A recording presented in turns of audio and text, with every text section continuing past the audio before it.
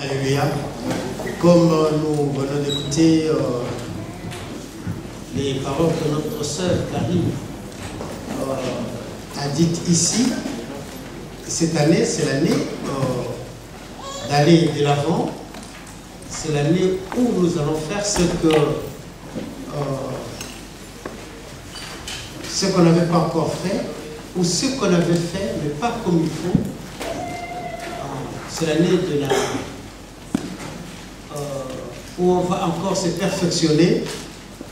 C'est l'année où nous allons encore nous soutenir. C'est l'année où nous allons manifester notre amour pour l'œuvre que le Seigneur nous a confiée. Amen. Parce que chacun de nous est important dans la maison de son Père. On dit souvent que les enfants des garçons, moi j'ai connu Dassault le père, alors que Serge n'avait pas encore de responsabilité dans la société. Mais jamais Serge dira aux ouvriers, allons détruire les équipements de travail. Parce qu'il sait très bien que celui qui va hériter de cette entreprise, alors il prend soin de l'entreprise. Amen. C'est comme nous aussi, nous devons prendre soin de l'église, de notre papa. Amen. Jésus est notre frère bien-aimé. Il a dit, je retourne vers mon Père qui est votre Père. Je retourne vers mon Dieu qui est votre Dieu. Donc, il n'a pas honte de nous appeler ses frères. Lui qui est Dieu, lui qui est saint, il dit que nous sommes ses frères. Cela est vrai. Parce que Dieu ne peut pas mentir. Donc, nous sommes ses frères. Nous sommes enfants de Dieu. Et ne doutez pas, si tu doutes que Jésus n'est pas ton frère, alors tu feras les choses que Jésus n'a pas fait. Or, ce que Jésus n'a pas fait, c'est ça ce qu'on appelle le péché. Ce que Jésus a fait, c'est ce qui est bien devant son Père et aussi devant le monde. Et ainsi la Bible nous dit, fais ce qui est bien devant Dieu et devant les hommes. Amen. Et c'est ainsi que cette année, nous allons vraiment travailler pour aller de l'avant. Nous allons nous soutenir, nous allons soutenir l'œuvre de notre Seigneur. La Bible nous dit que nous allons accomplir les œuvres que Dieu a préparées avant la fondation de ce monde pour que nous puissions les accomplir. Alléluia. Donc avant que nous venions dans ce monde, Dieu avait déjà préparé des œuvres que nous seulement qui sommes ses enfants, allons les mettre en pratique. Donc, puisque tu es enfant de Dieu, puisque tu es élu de Dieu, puisque tu es disciple de Jésus-Christ, alors tu peux dire à ton frère, à ta sœur, nous sommes sur la bonne voie.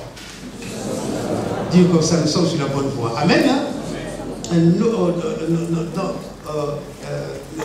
Nous savons qu'un jour viendra, nous quitterons ce monde pour aller vivre avec notre Père, comme Jésus nous a dit, je vais vous préparer une place, de façon que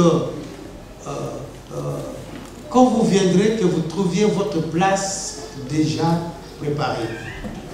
Et Jésus ne veut pas que l'homme qu'il a créé à son image, que Dieu a créé à son image, puisse aller en enfer. Mais Dieu veut que nous tous nous repentions, afin que nous ayons la vie. C'est ainsi que dimanche dernier on avait dit, si nous n'allons pas témoigner l'amour de Dieu vers ceux qui ne le connaissent pas, comment est-ce que ces gens-là connaîtront-ils que Dieu existe? Comment est-ce qu'ils se comporteront comme de véritables enfants de Dieu? Et si Jésus nous a appelés, il nous a établis pour que nous puissions aller partout proclamer que le salut n'est qu'en Jésus-Christ. Alléluia. Le salut n'est pas pour le manger, pour le boire, pour la maison, la voiture qu'on a. Non, pas du tout. Parce que toutes ces choses, nous les laisserons sur cette terre. Un jour, la Bible même nous dit que toutes ces choses n'existeront plus. Ça ne va plus exister. Mais seulement ceux qui auront cru en son nom, ceux-là vivront éternellement avec Dieu. Mais ceux qui ne croiront pas en lui, ça sera la mort éternelle, donc la séparation éternelle avec Dieu. C'est ça ce qu'on dit, aller en enfer, dans ce lieu de tourment, de souffrance. Ce lieu existe, mais pas pour nous, enfants de Dieu, mais c'est pour les méchants. Alléluia. Ici, nous ne sommes pas des méchants, mais nous sommes les bien-aimés de Jésus-Christ. Amen. Notre Dieu est avec nous. Et si nous allons, pendant tout ce mois de janvier, nous allons parler des disciples de Jésus-Christ. Nous allons insister sur ça. Pendant tout ce mois, on peut prendre même la moitié la première quinzaine du mois de février. Puisqu'il faudrait que nous connaissions vraiment c'est qu'être disciple de Jésus-Christ. Amen.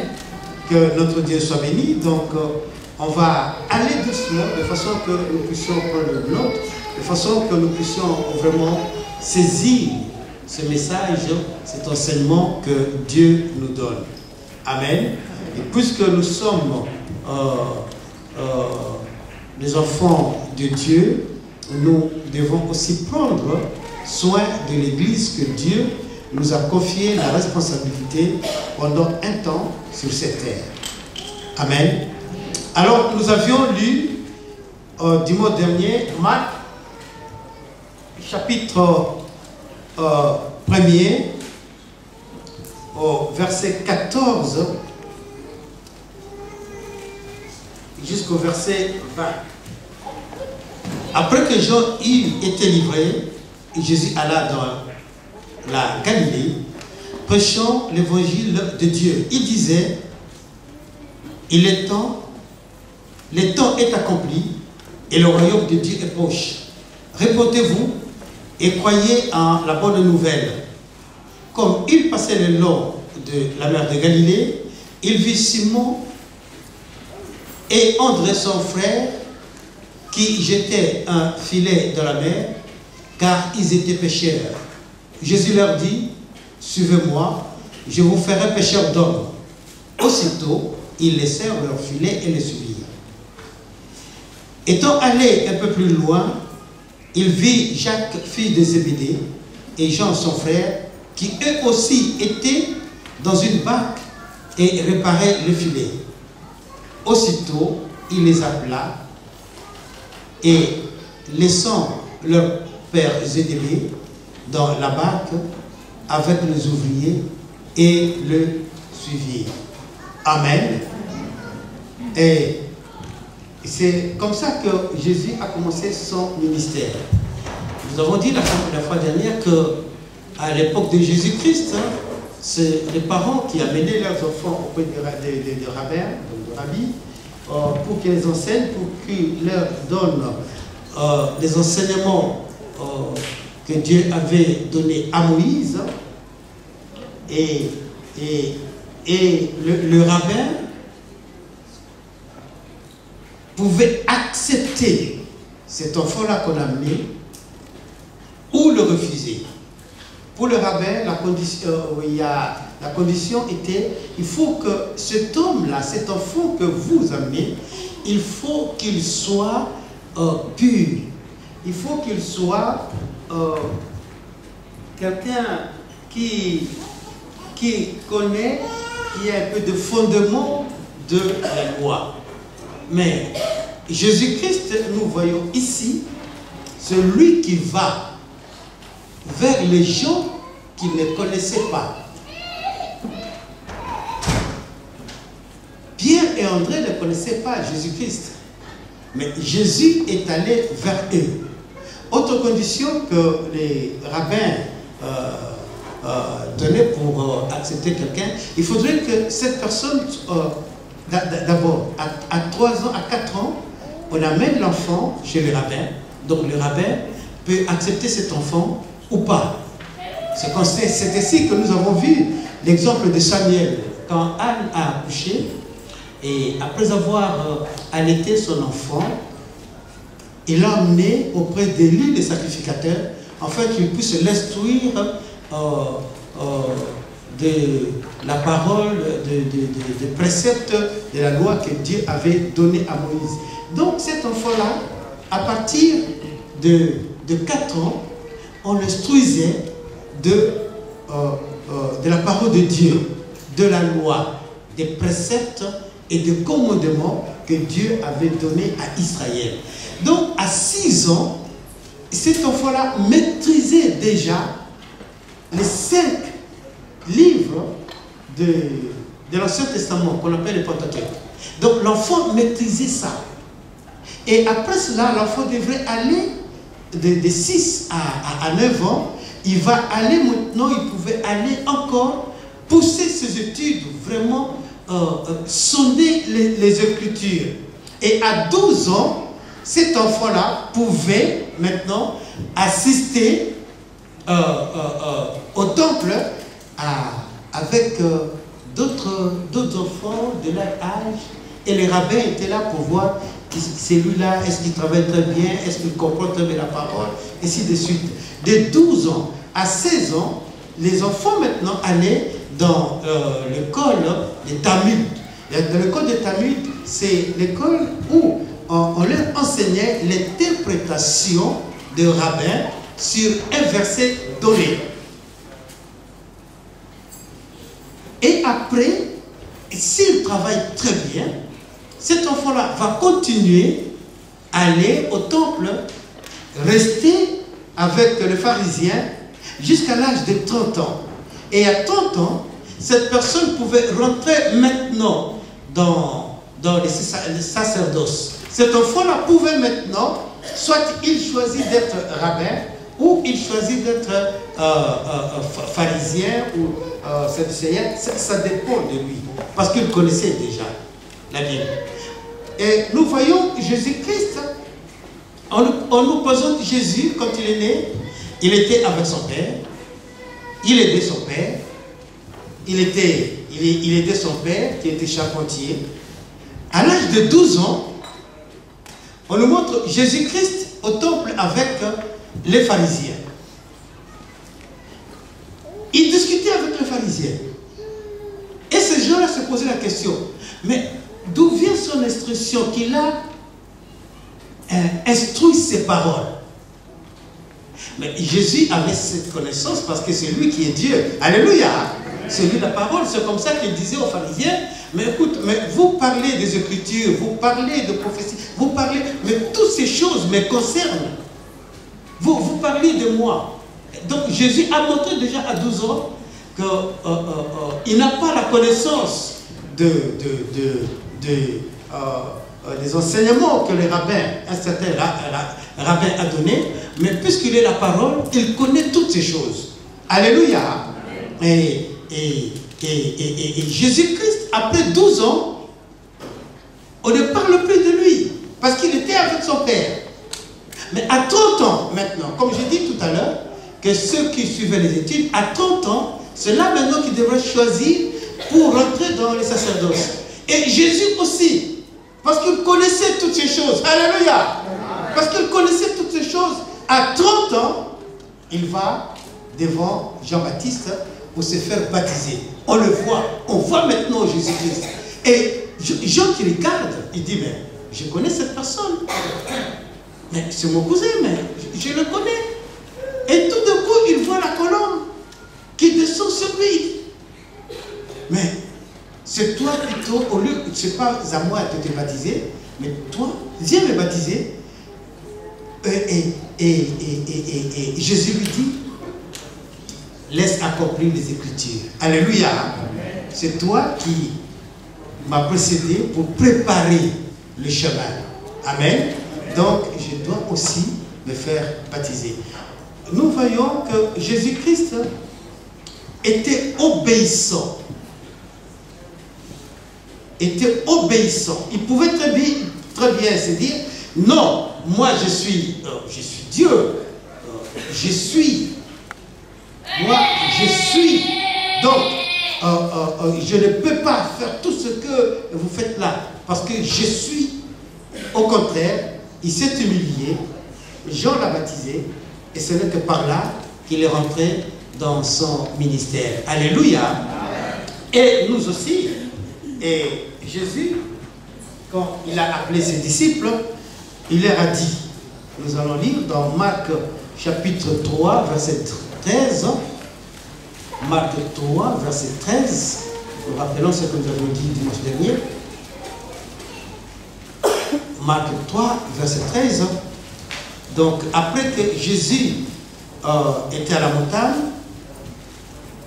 Marc 3, verset 13, je vais conclure verset 13. On dit, Jésus, ensuite, il monta donc et il appela ce qu'il voulut. Donc, André, Jean, que nous avons lu dans les textes, dans les chapitres premiers, il les a appelés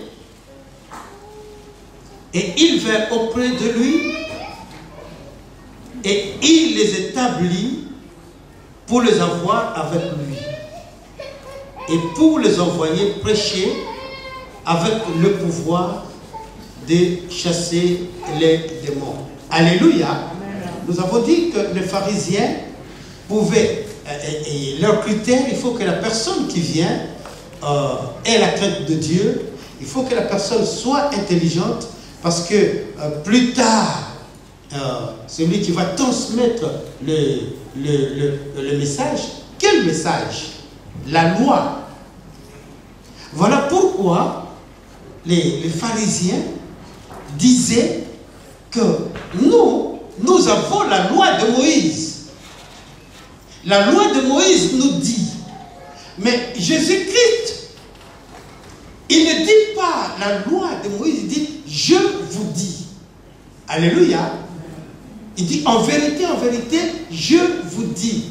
Jésus-Christ ne se réfère pas à la loi de Moïse ou aux préceptes que Dieu avait donnés à Moïse, au commandement. Non, Jésus dit, il vient maintenant pour établir le royaume sur cette terre. Alléluia. C'est ainsi qu'il a dit que le royaume est proche, le royaume est descendu. Jésus, c'est la représentation, il représente le royaume. Et partout où Jésus-Christ allait, les anges étaient avec lui, l'accompagnaient, parce qu'ils devraient adorer leur Dieu. C'est ainsi qu'il faisait des miracles, il accomplissait des paroles. Et ainsi, 1 Thessaloniciens, chapitre 4, chapitre 1er, verset 4 nous dit, nous avons été élus. Nous avons été élus. Dieu nous a élus. Nous avons dit que notre élection n'est pas comme l'élection des hommes. Nous avons vu, hier je suivais la télé, j'ai vu, on a montré que les sondages montrent que le pourcentage des gens qui sont pour Hollande a baissé. Tu vois, pourtant, la population l'avait élu pour être président de la République. Mais maintenant, il dit non, il nous déçoit, nous ne voulons plus de lui. Mais Dieu, alléluia, Dieu qui nous a choisis, il nous dit que je ne vous abandonnerai jamais, je ne vous délaisserai jamais. Je suis avec vous jusqu'à la fin. Donc notre élection n'est pas comme l'élection des hommes. C'est Dieu qui nous a élus. C'est ainsi nous devons nous comporter différemment. Nous ne pouvons pas, nous ne sommes pas tout le monde. Amen. Alléluia. Amen. Nous ne sommes pas tout le monde. Quand les gens disent tout le monde, non, nous ne sommes pas tout le monde. Je suis enfant de Dieu. Nous qui sommes là, nous sommes enfants de Dieu. Alléluia. C'est ainsi que quand les gens nous voient, ils disent, mais vous êtes différents. Mais vous êtes différents. C'est vrai, nous sommes différents parce que nous reconnaissons notre statut.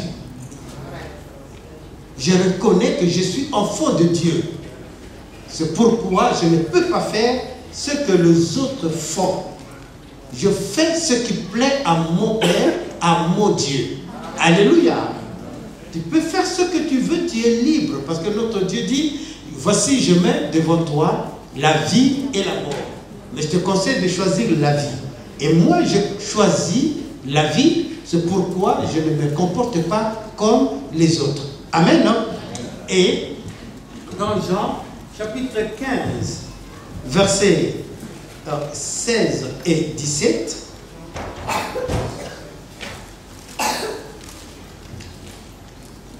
Jésus nous dit, c'est moi qui vous ai choisi et établi, en fait que vous portiez de fruits. Alléluia.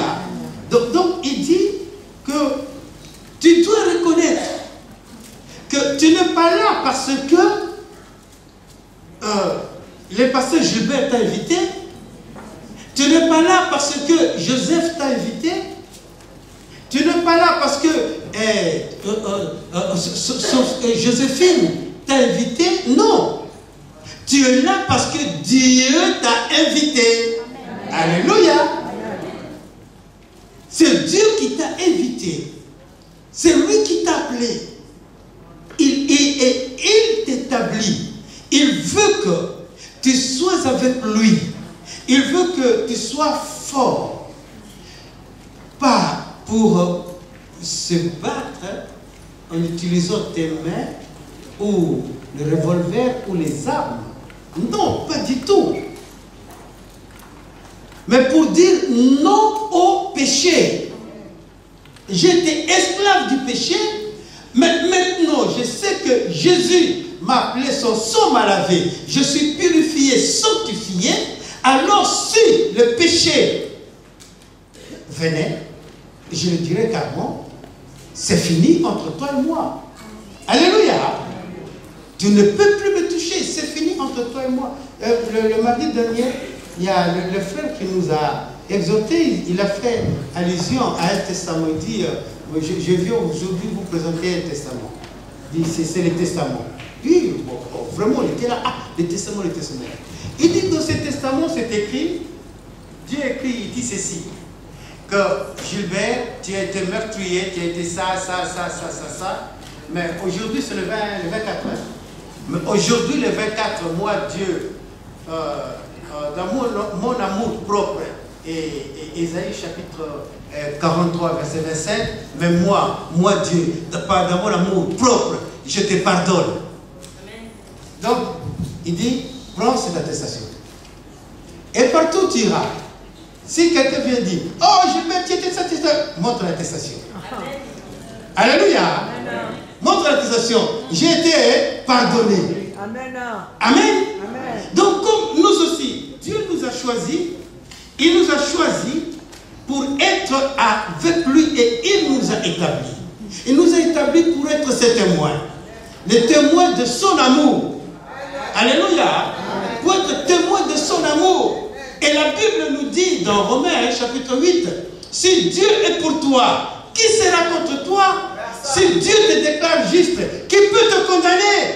Alléluia. Alléluia. Qui peut te condamner? Personne ne peut te condamner. Vous savez,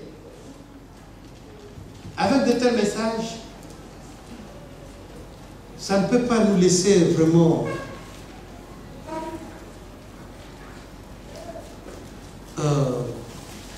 être neutre, dire je vais garder ça pour moi. Puisque j'aime mon frère, j'aime ma soeur, j'aime mon voisin, je dois aller lui dire, viens, Jésus t'aime. Il te demande, mais comment? Il dit, moi, j'étais éloigné de Dieu. Mais j'ai écouté le message que Dieu ne considère pas ce temps que j'étais ignorant. Ce temps où je ne connaissais pas sa parole. Dieu ne considère pas cela. Si j'accepte seulement Jésus-Christ comme mon Seigneur et Sauveur unique, tous mes péchés, il efface. Amen. Donc si tu viens aussi, quel que soit ce que tu as fait, il va effacer aussi tes péchés. Amen. Alléluia. J'avais raconté à Kinshasa il y a longtemps, une jeune fille de 18 ans, il est venu me voir, elle me dit, pasteur, dis-moi, toi si tu tapais tes copines, j'ai dit, pourquoi il y a ton copain qui te tape? Il dit, oh pasteur, moi je n'ai pas dit ça. J'ai dit non. Cette façon de répondre, c'est le système rabbinique. Donc on te pose la question, toi aussi tu poses la question, tu réponds par une question, ainsi il répond par une question, toi aussi tu réponds par une autre question, ainsi de suite. Et Jésus, combien de fois je dois pardonner? Jésus, est-ce que cette femme a péché? Ah bon, oui, que celui qui n'a pas commis de péché. Donc, réponse, une réponse, une question, tu vois, donc question sur question sur question. Alors je lui dis, mais t'as une copine? Il dit, oui, tu un copain. Il dit, oui, pasteur, parce que, je dis, à mon époque, l'évangile n'était pas prêché comme aujourd'hui. C'est ça la différence. Amen. Alléluia. Amen. À notre époque, les parents vraiment n'avaient pas la connaissance d'évangile comme aujourd'hui. Mais aujourd'hui, l'évangile est prêché. Aujourd'hui, chaque parent doit être responsable de l'éducation de ses enfants. Et l'enfant aussi qui commence à venir à l'école, il est responsable de sa vie. Alléluia. Il ne peut plus se comporter comme tous les autres enfants que je voyais à l'époque à la gare de Crène. Maintenant, je ne vois plus. Que le Seigneur soit béni parce que nous avons prié. Amen. Parce que nous avons prié, Dieu nous a exaucés. Que le Seigneur soit béni. Oui, et puis, Jésus qui appelle, il dit,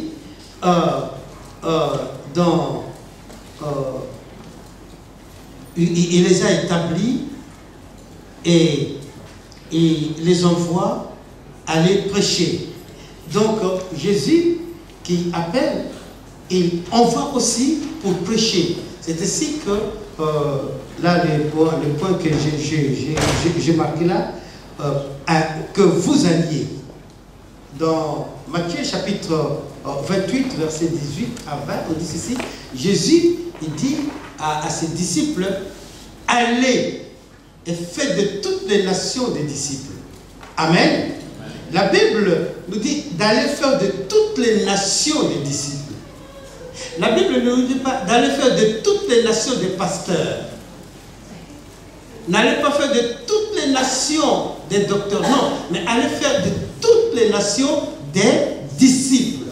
Alors, les disciples, c'est comme ça que je vous dis, vraiment, on va rentrer sur ce point-là tout à l'heure. Allez faire de toutes les nations des disciples. Et puis,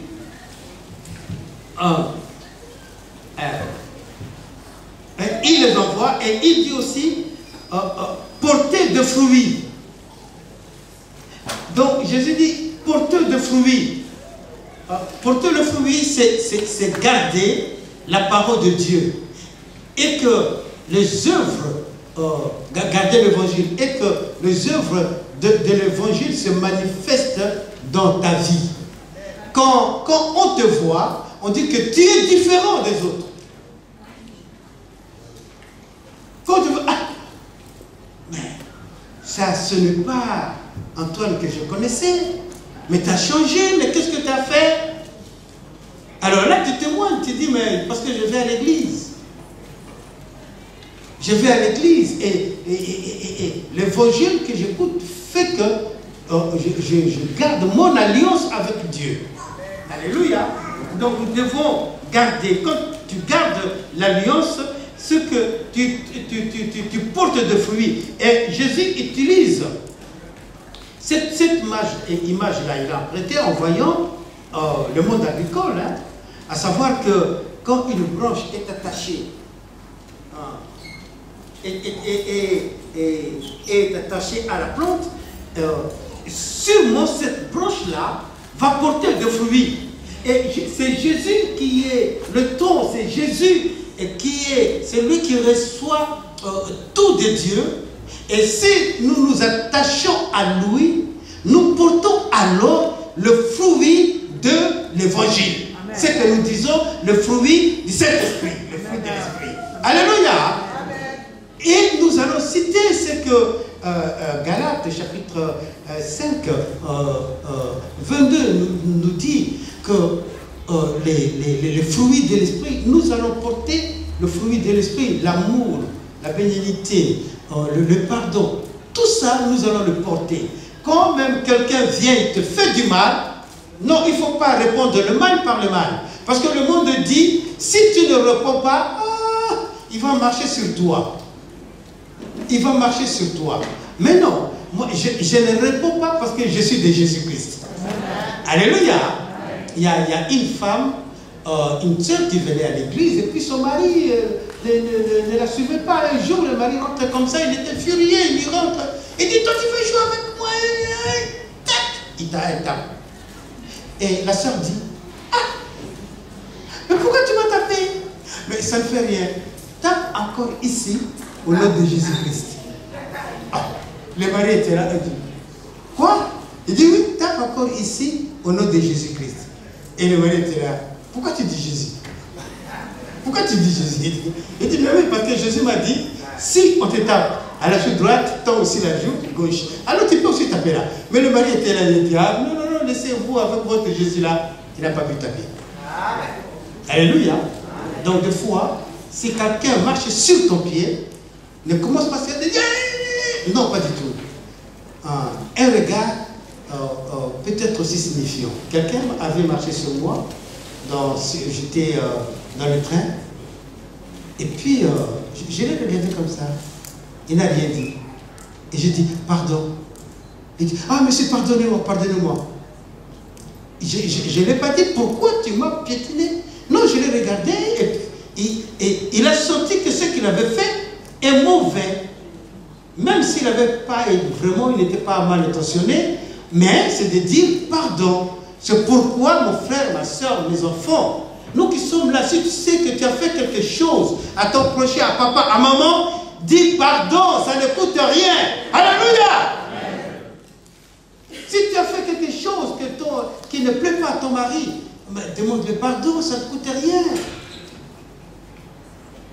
Hein, papa, si tu as fait quelque chose aussi à maman qui n'est pas bien, demande-le pardon. Mais très souvent les hommes, tu sais, est-ce que tu as été déjà chez Max? Non, pas encore. Mais Max demande pardon à sa femme, hein? Oh, mais dis donc, hein? Lui, que c'est vrai, il dit, mais oui, il demande pardon à sa femme. Moi, je suis chrétien, alléluia. Si je sais que j'ai fait quelque chose de mauvais, je demande pardon à ma femme et puis ça passe. Ça ne fait absolument rien. Amen. Alléluia. Amen. Et Jésus-Christ prend cette image-là. Donc, il applique la vérité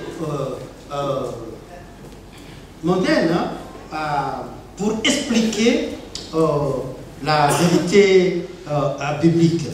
Et Jésus est avec nous. C'est ainsi que nous allons voir que Dieu qui nous appelle,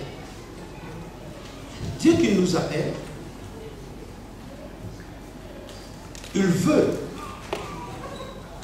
que nous ayons la connaissance de l'évangile. Alléluia. Il veut que nous ayons la connaissance de l'évangile. Ce n'est que quand nous comprenons réellement l'évangile que je peux ou je dois changer. Amen. Quand tu comprends l'évangile, tu dois changer. Quand tu comprends l'évangile, tu dois savoir pourquoi ce monde est dans les tourments, pourquoi il y a des désastres.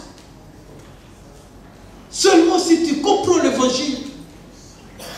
Si tu ne comprends pas l'évangile, alors tu diras, mais cette femme-là, il a tué son mari.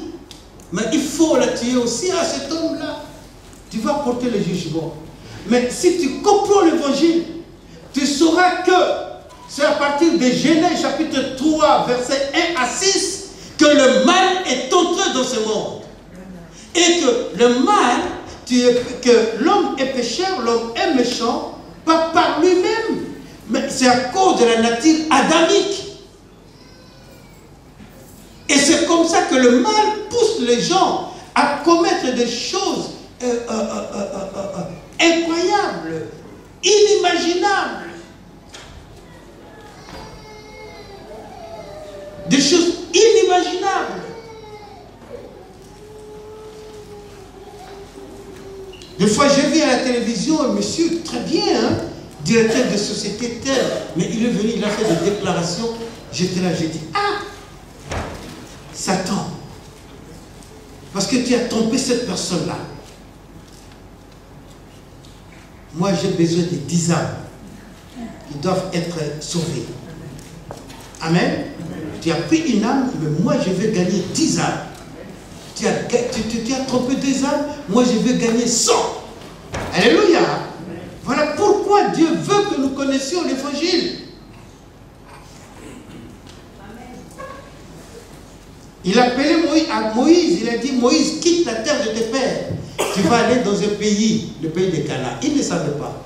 Il est allé par la foi. Amen. Et l'évangile aussi, nous comprenons l'évangile par la foi. Amen. Je comprends, j'ai saisi l'évangile par la foi. Et c'est là que je vois ce que la Bible dit, que la foi vient de ce qu'on attend, et ce qu'on attend vient de la parole de Dieu. Amen. Et Dieu nous appelle pour que, ayant compris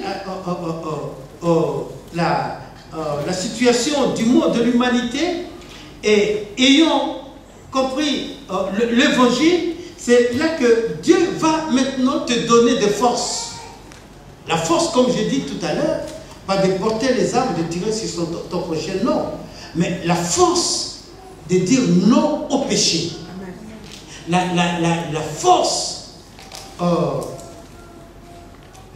d'aller partout proclamer que Jésus est le Christ. Amen. Que notre Dieu soit béni.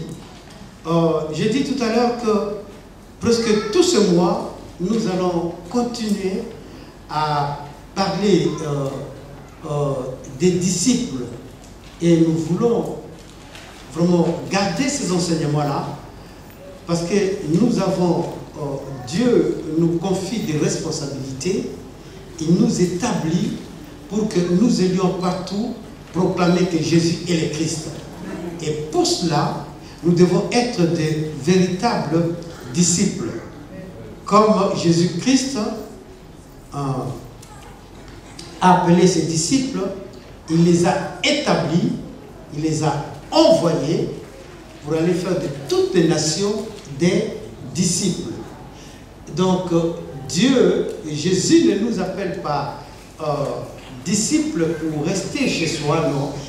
Jésus t'appelle disciple pour que tu puisses former aussi d'autres disciples. Amen.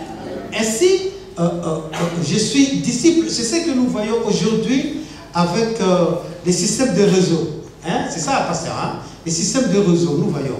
Donc, une personne qui s'inscrit peut aussi inviter notre personne, ainsi de suite, ainsi de suite, ainsi de suite. Donc, Jésus-Christ nous appelait, afin que nous allions, je suis disciple de Jésus, que je puisse aller aussi former d'autres disciples. Et les disciples aussi, un autre disciple, d'autres disciples, ainsi des disciples en disciples. Alléluia! C'est pourquoi nous devons, pour cela, connaître l'évangile. Et quand nous connaissons l'évangile, nous allons marcher comme notre Seigneur Jésus-Christ. Il était Dieu, mais il était humble, il était doux, il était patient. Nous aussi, nous devons être doux, nous devons être humbles. Alléluia. Ce n'est pas mes intentions qui priment. Non, pas du tout. Moi aussi, je veux connaître Christ. Je veux connaître encore plus de Dieu. Donc ce n'est pas mes opinions, bien mon opinion qui compte. Non, pas du tout. Mais qu'est-ce que la Bible me dit? la Bible me dit, en même temps, je m'humilie, je laisse entendre, je laisse plutôt écouter l'autre. Qu'est-ce que tu penses? Hein? Mais qu'est-ce que la Bible aussi nous dit? C'est ainsi que nous allons former, nous deviendrons vraiment un peuple que Dieu a mis à part, un sacerdoce royal. Alléluia. Et quand nous allons nous lever et quand nous allons prier, notre Dieu va répondre à nos prières, comme il a dit, voici le miracle qui accompagneront ceux qui auront cru. Amen. Les miracles. Le premier miracle, c'est quand une personne accepte Jésus-Christ comme son sauveur unique. Amen. C'est ça le plus gros miracle. C'est le miracle qui nous arrive quand je suis malade. Non, ça c'est pour montrer seulement que Dieu a le contrôle de toutes choses. Amen. Et c'est ce que la Bible nous dit, que Israël était malade et Israël a crié à Dieu et Dieu leur envoya la parole et la parole les guérit.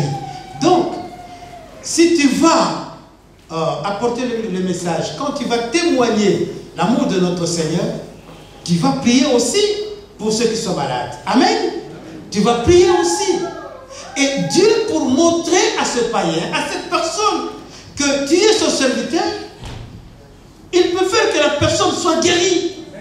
Alléluia. Il peut faire que la personne soit guérie. Et cette personne dira, ah, vraiment Dieu existe. Il va reconnaître que ce monde appartient à l'Éternel, le Dieu des armées. Amen. Le Père de Jésus-Christ. Ainsi, nous voulons bien aimer que, comme Jésus nous appelait, nous voulons que nous aussi, nous puissions aller et faire de toutes les nations des disciples. Oui. Que notre Seigneur soit béni pour cette parole que nous avons partagée. Le disciple, le thème c'était l'appel incomparable. L'appel, on l'avait donné la semaine dernière, l'appel incomparable. Et ce Dieu qui nous réunit ici, de façon que ensemble nous puissions apprendre, ensemble que nous ayons la connaissance, que nous ayons le plan absolu de Dieu pour le salut de ce monde, et que nous puissions sauver l'Oise, que nous puissions sauver la Picardie, que nous puissions sauver la France, et que nous puissions aussi envoyer des missionnaires partout dans le monde pour proclamer que Jésus est le Christ. Amen. Que notre Dieu soit béni.